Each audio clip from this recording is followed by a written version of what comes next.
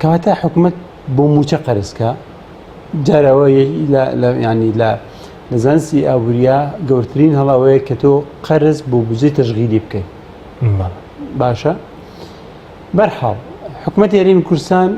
هیچ ئومێدێکی ئەوتۆی نییە ئیفلاس بوو ئێستا دەڵێن بڵێن کاتی ئیفلاس بوونیەتی هەر حکومەتی هەرێمی کوردستان دایم ینی وەکو حکومەت ئیفلاس بووە بەس ئەوەی کە ئیفلاس نەبووە حزبە لە پشتی حکومەتەوە چونکە ئێمە بزانین یان لە ماوەی ڕابردوودا حکومەت بۆتە شەریکەیە کۆمپانیەک بۆ خزمەتی حزبەکان بە تایبەتی پارتی و یەکێتی زۆر سوودیان بینیوە بە دەرەجەی یەک پارتی و دوایش یەکێتی بۆن من هەر لە مۆزۆی بۆڕی نەوتی گواستنەوەی نەوت ینی هاتن ئەم بۆڕیان فرۆشت بە ملیارێک و 800 میلیۆن دۆلار ئەم ڕەپارەیە کۆمپانیاکە چێوچێک بوونت شەریک کۆمپانیای ڕۆزدە فێرۆسی و کۆمپانیای کاری پارتی دموکراتی کوردستان باشە ئەم دوانە ینی بەس لە ماوەی لە ساڵ 2019 604 میلیۆن دۆلاریان وەرگرتوتەوە حەقی کرێ بۆ ڕێگە کاتە تۆ بە 2 ساڵ بێ پارەکە وەرەگریتەوە باش ینی چی حکومەتێکی تیا من ینی مڵکی گشتی بە ڕەپارەکەمە ئەدەمەوە بە کۆمپانیایکی حزبی وی حزبەکەیشی خۆی بێت ئەمە گەندەڵیە وایانی واتە کۆمپانیایی هەمان حزبەکە حکومەت بڕێەوە بە بۆڕێکە ئەو کۆمپانیایەکەمە شەریک لە خاوەندارەتی ئەو بۆڕێ ئێستا چۆن نتوانم ڕێکەوەم لەگەڵ بەغا چونکە کۆمپانیەکە زەرە دەکات ئەی بۆڕێکە چی پێیا بڕوە ئەگەر ئەم نەوتەکە بداتەوە لە ڕێگەی سۆمۆ بفرۆشێ ئەگەر گریمان سۆمۆ ڕازی نییە ئەو نەوتە لە ڕێگەی و بۆڕێەوە بڕوە چکەمە وردەکاری ڕێکەوتنیە کە ئەگەر دوای ڕێکەوتن لەگەڵ بەغایە حتمما داواکاری هەرێمی کوردستان چییە بێ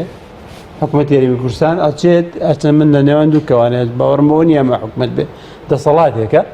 ئەم دەسەڵاتە چۆن لەگەڵ بەغا ڕێکەوێت دێت بەوە ڕێکەوێکە ڕازیم بۆن من تەنازولی بووەکە بەڵام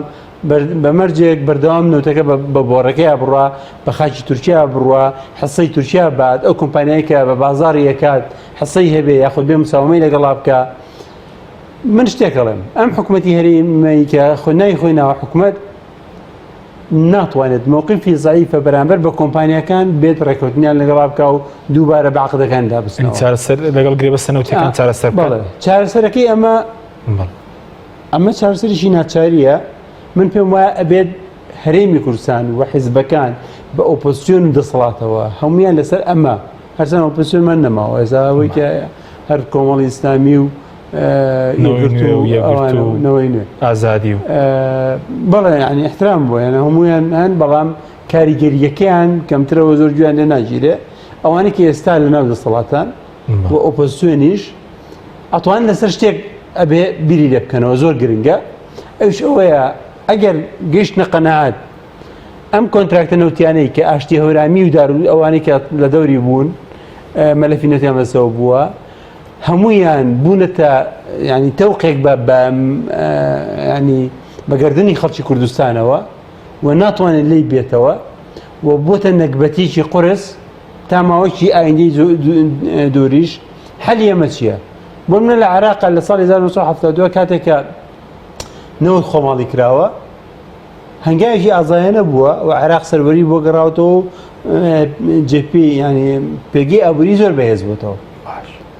ئایا هەرێم شتی واتوانێت دەتوانێت بەچی نەوت خۆماڵی بکرێت ئێستا لەم خۆناغا ئەگەر بتوانێت ئەوانە نە لە ڕووی قانونی و لە ڕووی سیاسیشەوە چاوەڕێکراو نین